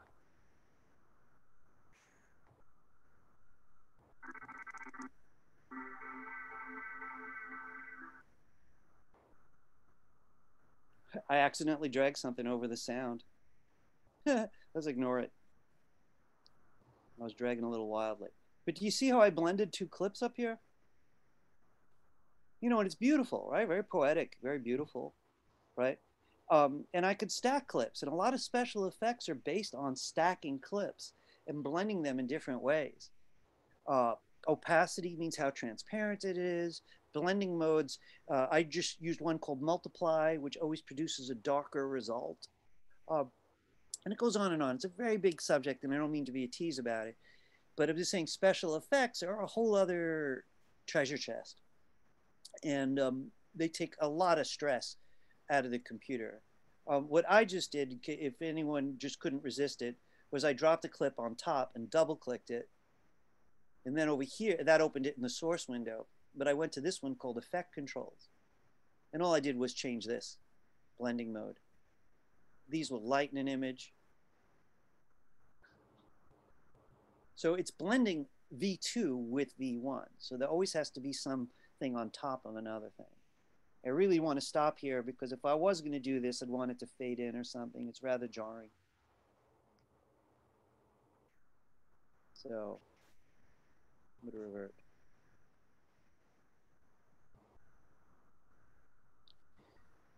So anyway, what I'm most happy about is we really got involved with basic editing for the sake of storytelling and how do edits cut together, right?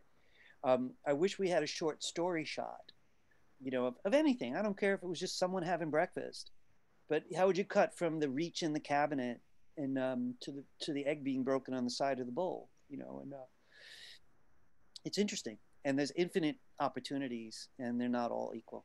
Anybody have a question for me? Quick one. How do you put in videos Jason, I'm not between? hearing you. Wonder why. Can you hear me now? How are you, Jason? Could you hear me? Yeah, now I hear you. All right. How'd that go for you? I don't know. I think I moved my mic or something. Did you? Well, All right. listen, you know, I hope my respect for your family's country showed today, because I happen to love it. Well, it definitely showed. Hey, you know what's weird? I was watching this show the other day that had Mardi Gras down in New Orleans, and you know, there's lots of mixed populations down there. Around Mardi Gras, a lot of the local African American people dress like Native Americans and do these dances. And I thought to myself, wow, how complex is that? You know, it's two minorities that both have done a share of suffering in this country, and one is borrowing from the other one. And I was like, do the natives see that as respectful, the Native Americans, or not? And I don't know. They might be flattered. You know, they might say, oh, well, this is because of the amount of intermarriage. We mix the cultures. And they might say, hey, that's not real Native. You made us look like Broadway. You know, and it's so complicated when we reference each other's culture, you know. But for the part of my historic culture, I want you all to go out and have a bagel. And it makes me happy.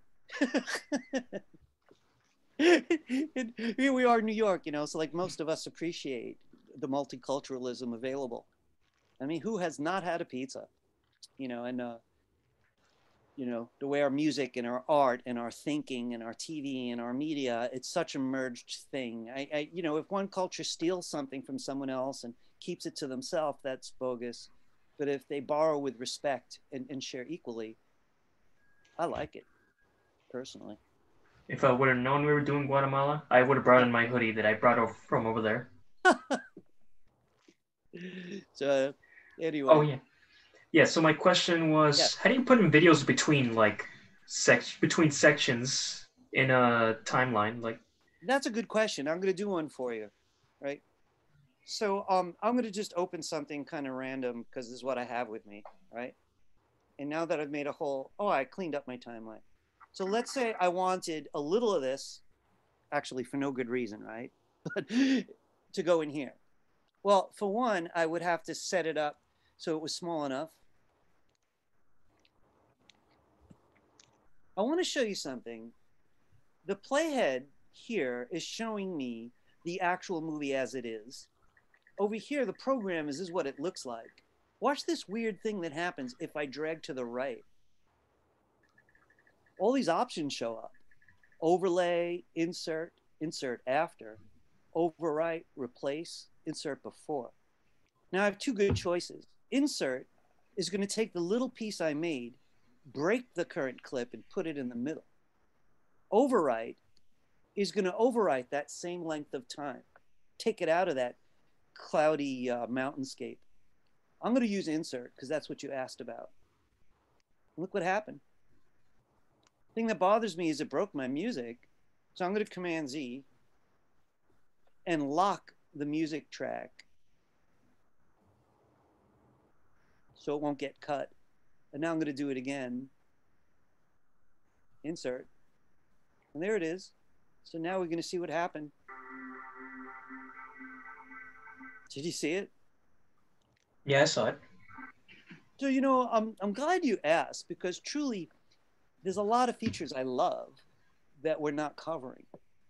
And I'm comfortable with that because you could make this same movie without them.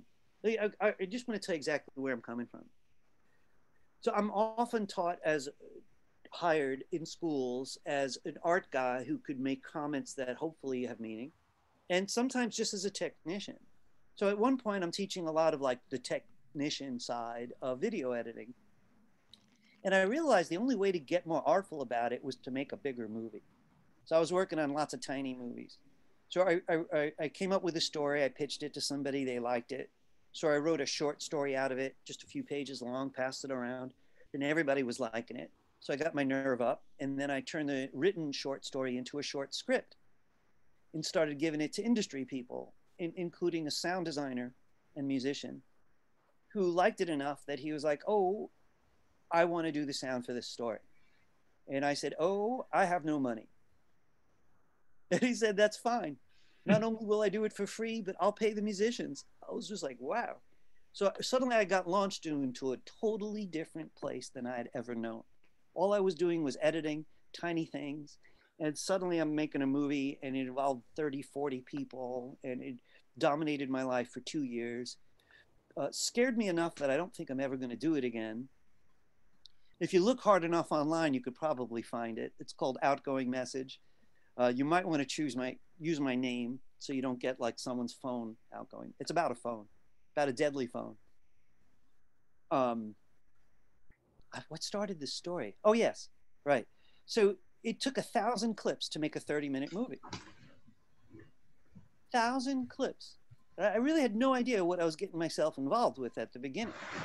But I learned everything under the sun because of this 1-2-year project. And suddenly I was like, oh, this is why you need this tool, because it does this thing faster, or it does that thing faster. But it really wasn't about all kinds of, there are special effects in that movie, but not a lot.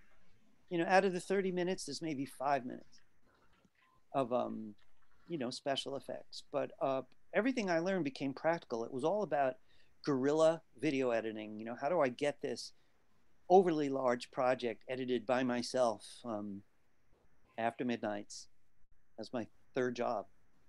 You know, so I have to say, I think my advice for any of you would be, first off, to find where you can get the footage. Oh yeah, am I still screen sharing? Yes, I am, right? Okay. I meant to give you some links. I just want to see if I did, about where you could get more footage to work with. Yeah. I have to give it to you Tuesday. The hardest thing is to get the footage. Seriously, just walking around with your phone, you could play, but it's going to be hard to do anything. It'd be much better if someone gave you a short story, you know, or if you could see it in your head, if you shoot one yourself. And even with your phone, we just have to figure out how to get that footage on your computer, open up Premiere and see what you can do. But you want a lot of short shots. Like, for example, if you got stairs in your house and you shoot someone coming down the stairs, why not shoot it again, close up of the feet? You know, maybe one where you actually watch them come down the stairs, you move the camera, and the other one, you just keep it on one step and watch them walk past it and see how those cut together. You know, and it's really about how to get from one cut to the other. That's the most interesting, especially when there's a story. And you're talking to a guy who loves abstract art movies. If you ever want to see really weird stuff that involves no story, you got to look up this guy, Stan Brakhage. I want to give you a peek at this for anyone who likes this stuff. He was super trippy, very short, and could only be shown in art house theaters or museums. But he's become something like a saint. He's even on Wikipedia.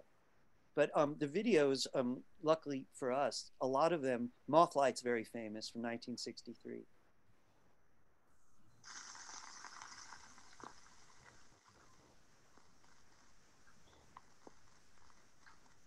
So this guy was nuts, and he almost never used sound, and there was never stories, almost never. This time he's actually cutting up dead insect wings and leaves and gluing them to film. So this stuff, some of the film he would scratch and make marks in it. And he found all these techniques no one ever even thought of. He got so famous that MTV tried to hire him to make some music videos, and he refused, because he just lived for abstraction. And this guy influenced me a lot. In my first movies, they were all like this, heavily influenced by this kind of, I'm a painter, and I do a lot of abstract painting. Looks like it would fit for a horror film. Well, there are uses for it. So he just wound up affecting everybody, you know, never expected to. He had a little camera and he did everything alone with his little editing machine. It was before digital. I don't think he ever expected to become famous, but he did. So he lectured everywhere. He's a brilliant lecturer. I hope his lectures are on YouTube. They're just, you know, wonderful. And, you know, they weren't about getting rich. They were about a different way of seeing. You know, and let's face it, it was 1963. A lot of people were interested in different ways of seeing. You know, whether they were experimenting with drugs or whether they were experimenting with spiritualism and meditation or making crazy art. Stan Brakhage was like king. He didn't want to tell stories. So it's interesting for me how that kind of thinking affected later movies. You watch movies like Fight Club. Have you ever seen Fight Club? Never got the chance to. Oh, you have to see it. Khalid, did you like it? Yeah. Yeah. I think it's just fantastic. And what I love about it is there's so much art house thinking. But it has Brad Pitt and Ed Norton and, you know, great story. So it's not as weird as Brakhage, but, you know, that guy had to be looking at Brakhage a little bit. And mixed it with storytelling. And as my career moved forward, that's what I wanted to do. When an outgoing message, I was trying to leave this stuff behind and start telling stories. But you could still tell in it that this was the root of it. I give you a peek. Again, anyone who wants to leave, you can leave. Don't feel bad. I took attendance and we're just talking. Let me just see. Professor? Yes. Before I leave, I have one question. Please ask. Oh, also, I managed to fix my Photoshop issue with the great. pictures. Yeah. So I'm almost done with the work now. I just need to make the last 3 pages. But like for brackets, how would you add a page and add it to your website? That's such a huge question, Chris. It's to start a new page in brackets, do file menu new and encode it, write the code, right? When you save it back into your folder, right? So you can remember, you could borrow code from the other pages, any part that you think is the same, you know, like the head section, right? The important thing though, is that all 4 pages have the same 4 links. Okay. So they have to be saved to the same folder and they need the same 4 links.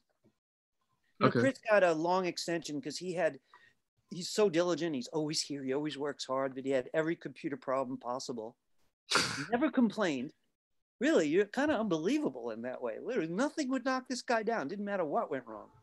So you earned that extension. But that's my short answer. It's the same in any program. File menu new to start a new page. Borrow whatever code you can from yourself. Just make sure all 4 links are there. Is there any videos on YouTube that you posted that I could use as a guide to help me? I've videotaped every single class, Chris. So you're talking about the first 4 classes. You could watch any of them. Okay. You know, that's when we were doing this stuff. First four. I would have to look closer, but first one's probably too easy for you. But it might help actually. Why not start at the first one? I think it's a great idea. Do you know how to get to the playlist? Yeah. All right, good. So this is another Ira Epstein. Who is this guy stealing my thunder? Another Ira? There's a lot of us out there, but they're all older than me. All right, time to copyright strike him. Yes. Take him down. Who is this? This guy's far more popular than me. Holy cow. All right, I would have to look for it. It doesn't get a lot of traffic because I keep it. You probably have to do it off of your MMP thing, your website. No, it's not there with the school stuff. You know what? I have a short version called Redux. Outgoing message Redux. There it is. So it's harder to find an old one. This is a 5-minute version. I'll give you just a peek.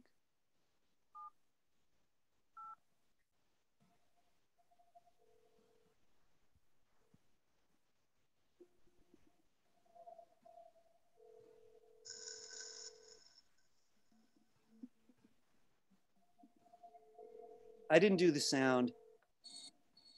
Here's some special effects.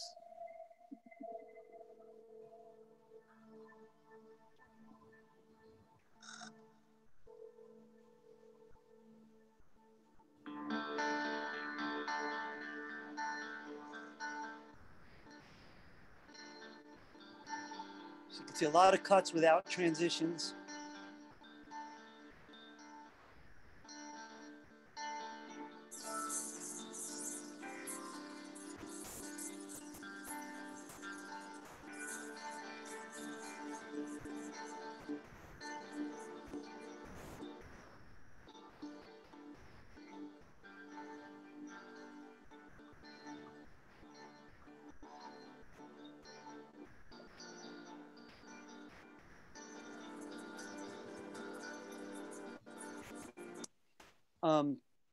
I don't know why I can't find the full movie. The Redux it's sort of like a little ad, really. So it's cutting around the story, but it actually is a story about this very sad fellow with a very dangerous phone.